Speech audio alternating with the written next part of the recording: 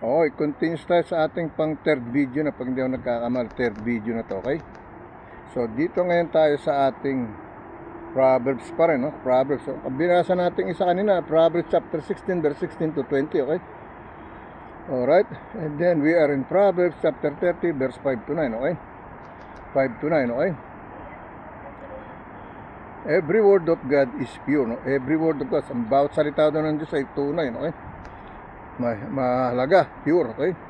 Every word of God is pure. He is a shield unto them that put their trust in Him, okay? Verse 6, no? Add thou not unto His words, no? Lest He reprove thee, and thou be found a liar, okay? Verse 7, no? Two things have I required of thee, no? Deny me them not before I die, okay? Verse 8, no?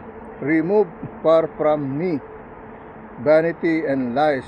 Give me neither poverty nor riches. Feed me, no, with food convenient for me, okay? Verse 9, no? Lest I be full and deny thee and say, who is the Lord, no?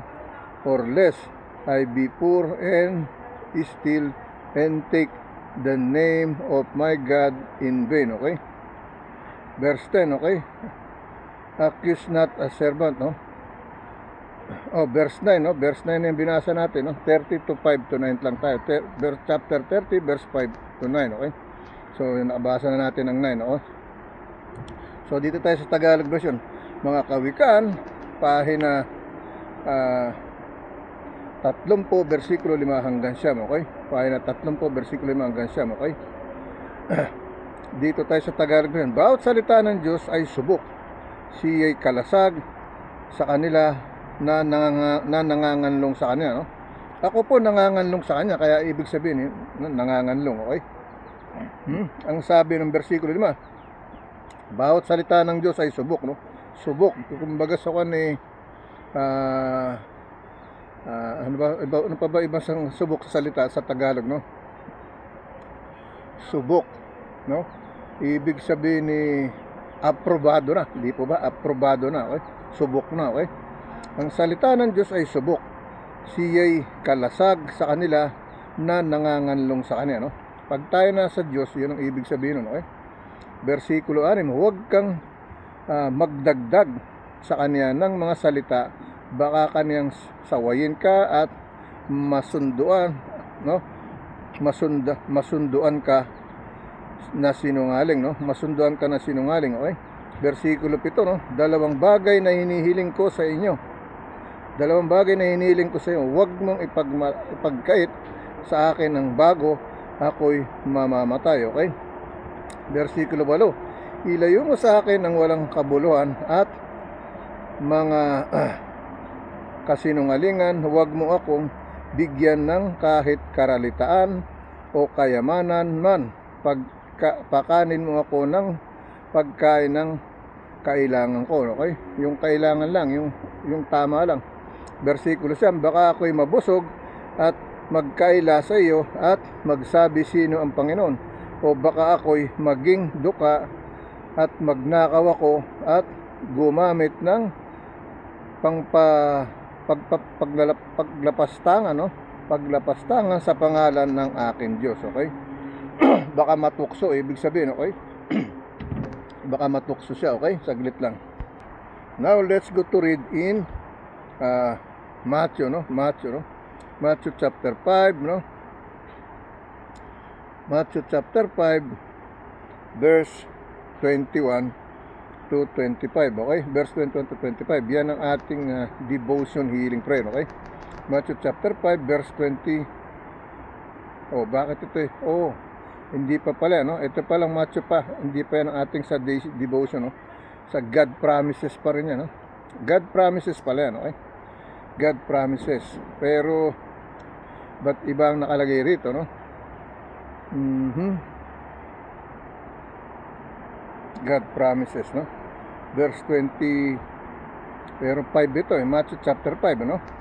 Ito, bukod susunod pa yung God promises natin. Yung ating babasahin is hango natin sa iba, okay? Matthew chapter 5, verse 21 to 25, okay? Here is in Tagalog version, okay? 25 to 21 to 25, no? You have heard that it was said, no, by them of old time, no? Thou shall not kill, no? Thou shall not kill, and whosoever shall kill shall be in danger of that judgment, no? Verse 22, no? But I say unto you that whosoever is angry with his brother without a cause, no, shall be in danger of the judgment, and whosoever shall say to his brother, Raka, shall be in danger of the council, but whosoever shall say, Thou fool, shall be in danger of hellfire. Okay? Of hellfire. Okay? Verse 23, Therefore, if thou bring thy gift to the altar, no, and there rememberest that thy brother hath ought against thee, okay? Verse 24, no, leave there thy gifts before the altar, no? Leave there thy gifts before the altar, no, and go thy way, no. First be reconciled to thy brother, and then come and offer thy gifts, no. Verse 25, agree with thine adversary quickly while thou art in the way with him, lest at any time thy adversary deliver thee to the judge, and the judge deliver thee to the officer, and thou be cast into prison. Okay? Ipauhuli ka sa maling paraan, ipauhuli ka, no? Ibig sabihin, okay? Basahin natin sa Tagalog version, okay? Mateo 5, versikulo 21 hanggang 25. Narinig niyo na sinasabi ng mga tao, no? Sa una, huwag kang papatay. Ang sino mang pumatay ay mapapasapanganib sa kahatulan, okay? So, ibig sabihin, lalagay ka sa hindi maganda, okay? Mapapanganib ka sa kahatulan, okay? Versikulo 22, dapat sinasabi ko sa inyo na ang bawat mapuot sa kanyang kapatid ay mapapasa panganib sa kahatulan, okay? At ang sino mang magsabi sa kaniyang kapatid, Raka, ay mapapasa panganib sa Sinedrik, at ang sino mang magsabi ulul ka ay mapapasa panganib sa impyerno ng apoy. Versikulo 23, kaya't kung ihandog mo ang iyong hain, no, sa dambana at do'y maalala mo ang iyong kapatid, ay mayroong anumang laban sa iyo, okay? Mayroon kayong hindi pagkakasunduan, alitan, no? Hindi kayo nag-iimikan, yan ang ibig sabihin, no, okay? Ang sabi, no, at kung inihandog mo ang iyong hain, no, sa dambana, sa altar, okay, at do'y maalala mo na ang iyong kapatid ay mayroong anumang laban sa iyo, no, hinanakitan, no, tampuan, okay.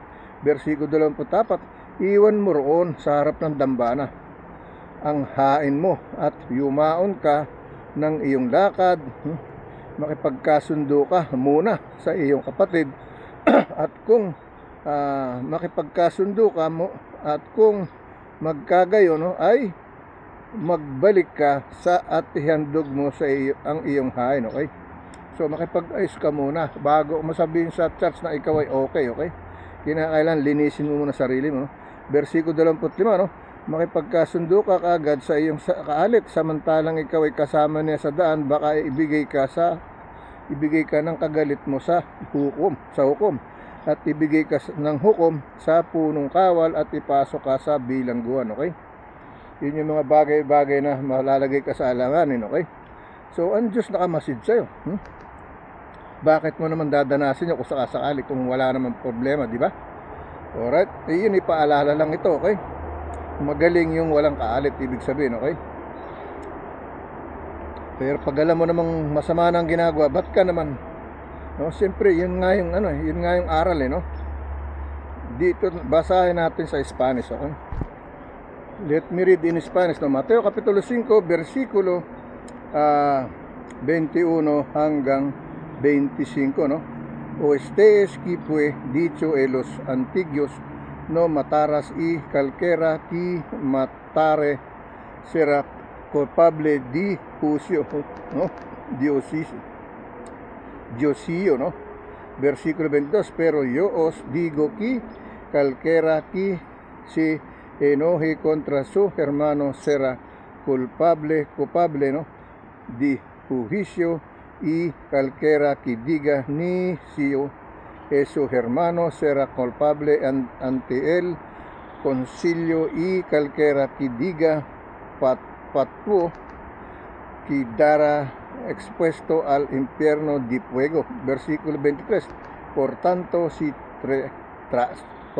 si traes tu ofrenda al altar y la aliti, acuerdas de que tu hermano tiene algo contra ti. Versículo 24. Deja allí tu ofrenda delante del altar y anda, reconciliate primero con tu hermano, y entonces ven y presenta tu ofrenda. Okay? Versículo 25, ¿no? Ponte de acuerdo con tu adversario pronto, entre tanto que estás con él en el camino, no sea que el adversario te entregue al juez, y el juez al alguacil, y es echado en la cárcel. Okay? Yan ang sinasabi sa Spanish. Okay? Now let me read sa ating isang Matthew pa uli. Okay? Ito na yung ating God promises, no? Matthew chapter 16, no? Matthew chapter 16 verse Matthew chapter 16 no? Matthew chapter 16 verse 25 to Matthew chapter 16 verse 25. So gagawin natin verse 24. Okay? Matthew chapter 16 verse 24 to 28. Okay? Verse 24 to 28. Oh? Here is the message, no? Then said Jesus unto his disciple, if a man will come after me, let him deny himself, no? And take up his cross and follow me. Verse 25. For whosoever will save his life shall lose it, no? And whosoever will lose his life for my sake shall find it, no? Verse 26, no? For what is a man profited, no? If he shall gain the whole world and lose his own soul, no? Or what shall a man give an exchange for his soul? Okay? Verse 27. Okay? For the Son of Man shall come in the glory of his Father, no? What his angels, and then he shall reward every man according to his work. Okay? Verse 28. Okay? Verily I say unto you, there be some standing there, no? Which is shall not taste of death till they see the Son of Man coming in His kingdom. Okay? Hindi makakaranas ng kamatayan, ibig sabihin. Okay? Basahin natin sa Tagalog version, no? Mateo 16, versikulo 20,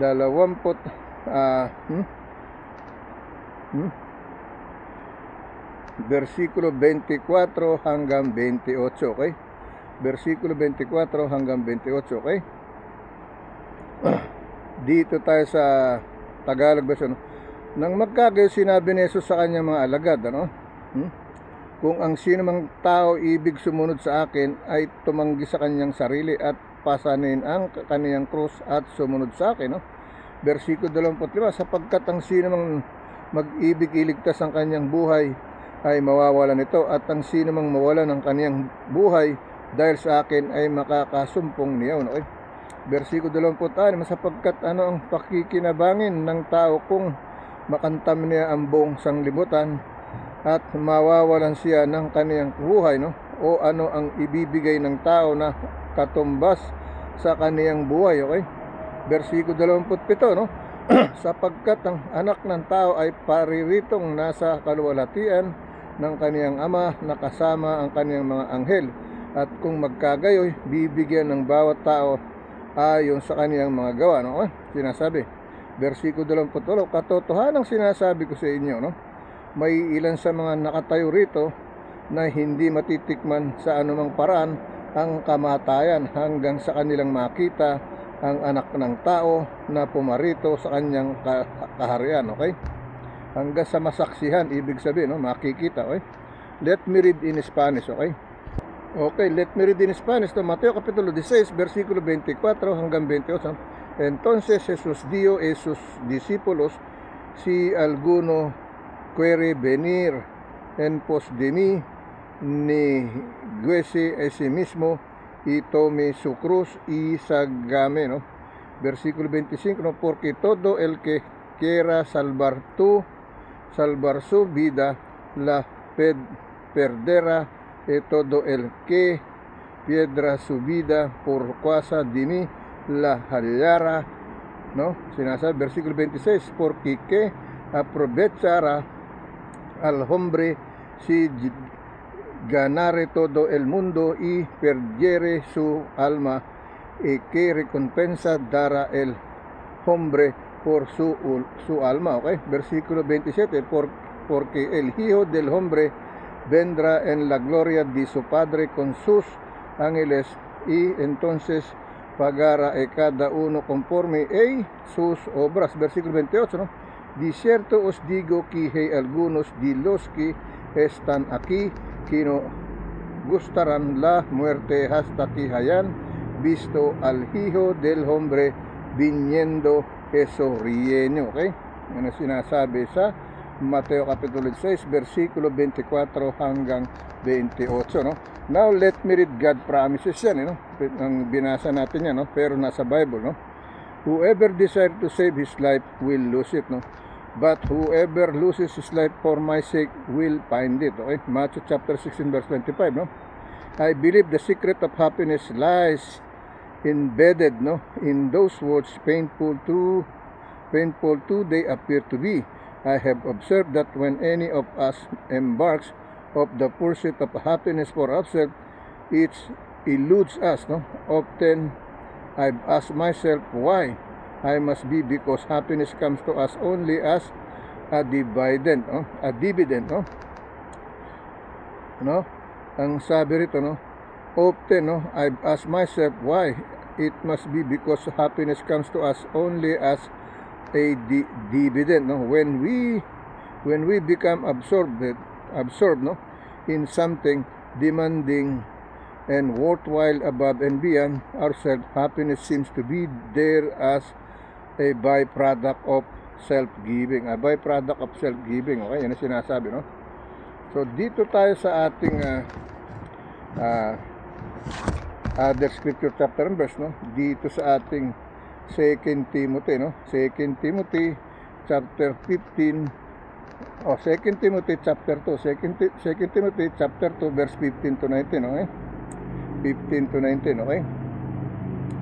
Study to show thyself approved unto God, a workman that needeth not to be ashamed, rightly dividing the word of truth, okay? Verse 16, no? But shun profane and vain babblings, for they will increase unto more ungodliness, no? Verse 17, okay? And their word will eat as that a canker, no? Of whom is Hymenaeus and Philetus, no? Verse 18, no? Who concerning the truth have erred, no? Saying that the resurrection is past, no? Already unto overflow the faith of some, no? Verse 19, no? Nevertheless, the foundation of God is standeth sure, no? Having this seal, no? The Lord knoweth them that are his, no? And let everyone that name it the name of Christ depart from iniquity, no? Depart from iniquity, no? Yan ang sinasabi ng verse 19. Let me read in Tagalog version, okay? 2 Timoteo pa na 2, versikulo 15 hanggang 19, okay?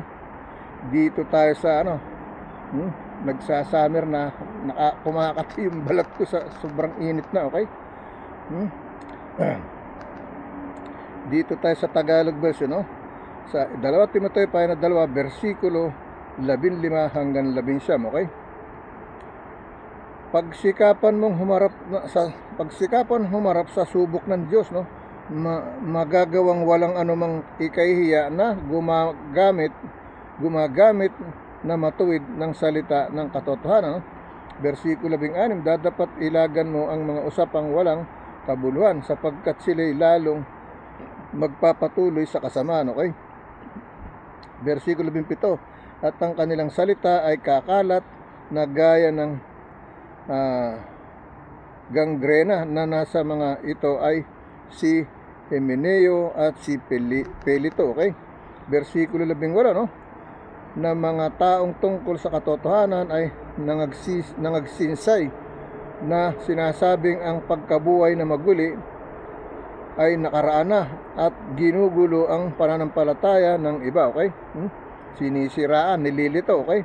Versikulo 19, gayon may ang matibay na pagsasaligan ng Diyos ay nananatili na may tatak ito, no?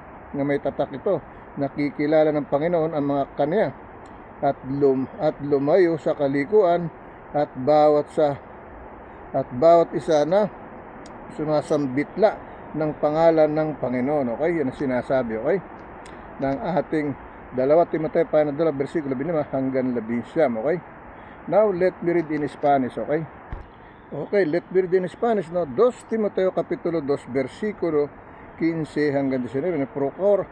Procura con diligencia presentarte a Dios aprobado como obrero que no tiene de que avergonzarse, que usa bien la palabra de verdad. Okay?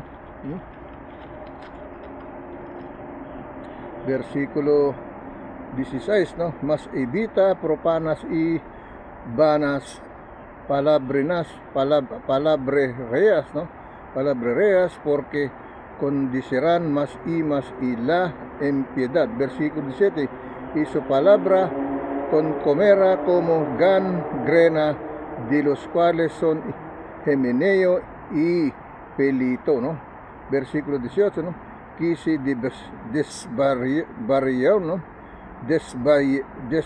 desviaron, ¿no? Desviaron de la verdad, diciendo que la resurrección ya se efectuó y trastorman, ¿no? Efecto y transforman la fe de algunos. Versículo 19. Pero el fundamento de Dios está firme, teniendo este cielo, conoce el Señor y los que son suyos, y apartese de iniquidad todo aquel que invoca el nombre de Cristo, no? Nombre de Cristo, okay? Yan ang sinasabi, no? Okay? Now, dito tayo sa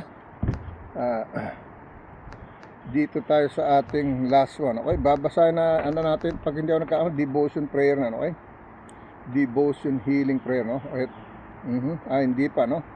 Okay, may isa pa. Ito siguro yun dito, okay? 1 John chapter 4 verse 17 to 21, okay? Yan ang babasahin natin, okay? 1 John chapter 4 verse 17 to 21, okay? Here is our love made perfect. Here is our love made perfect, that we may have boldness in the day of judgment, because as He is, no, so are we in this world. Verse 18, no, there is no fear in love, but perfect love casteth out fear, because fear hath torment. He that feareth is not made perfect in love. Okay. Verse 19, no, we love Him because He first loves us. Okay. Verse 20, no, if a man say, I love God, and hateth his brother, he is a liar, no? For he that loveth not his brother whom he hath seen, how can he love God whom he hath not seen? Okay? Verse 21, no? And this commandment have we from Him, that he who love God, love his brother also. Okay? Basahin natin sa Let Me Read in Tagalog version. Isa dyan pahina 4 versikulo 17 hanggang 21. Okay? Dito'y naging sakdal ang pag-ibig sa atin upang tayo magkaroon ng pagkakatiwala sa araw ng paghukom, sapagkat kung ano siya ay gayon din naman tayo sa sanglibutang ito. Okay? So katulad natin siya, kaya nga sabi ginawa niya tayong katulad niya. Okay? Versikulo 18. Walang takot sa pag-ibig, kundi sakdal na pag-ibig ay nagpapalayas ng takot, sapagkat ang takot ay may kaparusahan, at ang natatakot ay hindi pa pinasasakdal sa pag-ibig. Versikulo 20, no? Tayo nagsisi-ibig sapagkat siya'y unang umibig sa atin. Versikulo 20, kung sinasabi ng sino man ako'y umiibig sa Diyos ay napuput sa kaniyang kapatid ay sinungaling, sapagkat ang hindi umiibig sa kaniyang kapatid sa kaniyang nakita ay paanong makaiibig siya sa Diyos na hindi niya nakita. Okay? Versikulo 21, no? At ang utos ng itong mula sa kaniya ay nasa atin, na ang umibig sa Diyos ay dapat umibig sa kaniyang kapatid. Okay? Yan ang sinasabi. Let me read in Spanish, no? Pagkagaling ni Lord, no? Itong libro halos hiwa-hiwalay na. Pagbukas ko, halos nandun na sa susunod na paano yung babasahin natin, no? So binibigyan niya tayo ng kaalwaran kahit na gano'n, no? Kahit na ganito ang ating mga librong binabasa, luray-luray, hiwa-hiwalay, okay? But it's okay, no? Hindi naman pagandahan yan, hindi naman pagalingan yan, no? Ang mahalaga, nakakaganap tayo sa kanya, nakakapag-usap tayo sa kanya sa pamamagitan ng mga salitang ito, okay? Yan po ang totoo niya, no? Now, dito tayo sa Spanish, no? 1 Kapitulo 4, versikulo 17 hanggang 21. En esto sea propensionado el amor en nosotros para que tengamos confianza en día del juicio, ¿no? Pues como Él es, así somos nosotros en este mundo. Versículo 18, ¿no? El en amor no hay temor, sino que el perfecto amor echa fuera el temor, ¿ok? Fuera el temor, ¿ok? Porque el temor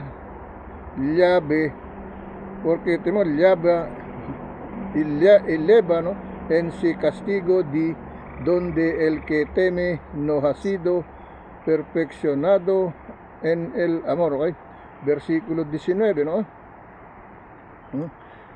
Nosotros le amamos a Él porque Él nos amó primero. Versículo 20, ¿no? Si alguno dice yo amo a Dios y aborrece a su hermano es mentiroso, pues el que no ama a su hermano y quien ha visto cómo puede amar a Dios y quien no ha visto. Versículo 21, y nosotros tenemos este mandamiento de Él, ¿no? El que ama a Dios, aman también a su hermano, okay? Yan ang kabuuan, okay? Yan ang kabuuan, no? So babasahin natin sa devotion healing prayer natin, no? Alright, so let me read here, okay? Sa ating devotion healing prayer, so yung ating kahuli-huli, no? Ang title niya ni moment that matter, no? Fear factor, no? Fear factor, moment that matters, okay? Or moment that matters, fear factor, okay?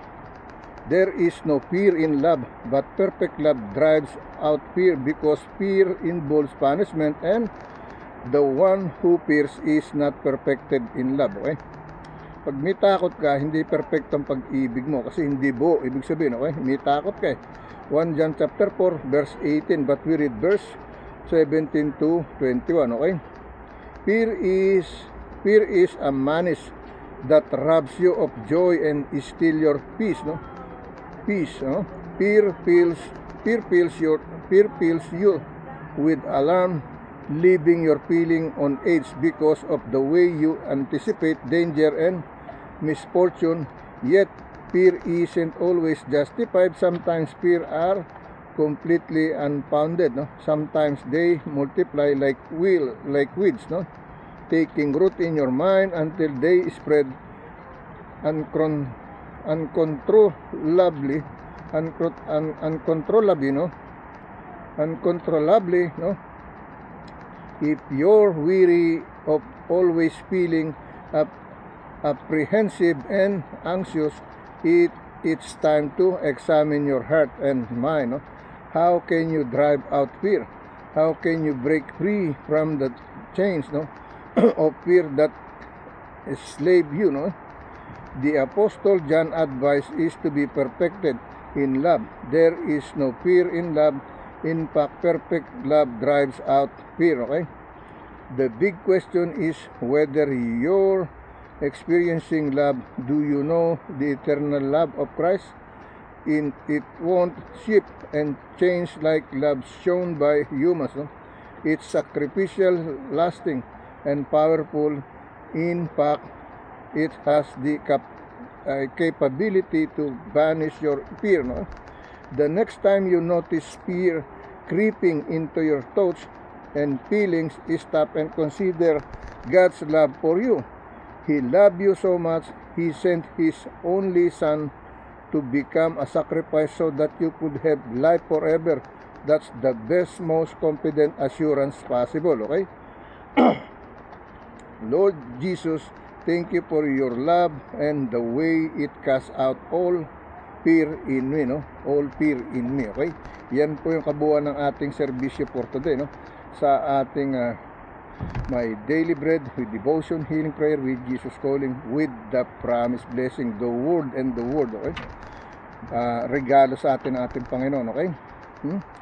So tayo po yung closing prayer na, no? Lord God, once again, here I am, Lord God, no? Thank you so much for guiding me to give me another knowledge and wisdom to spread your holy gospel word of God from your holy sacrament of book of Bible, your precious, glorious word of God, no?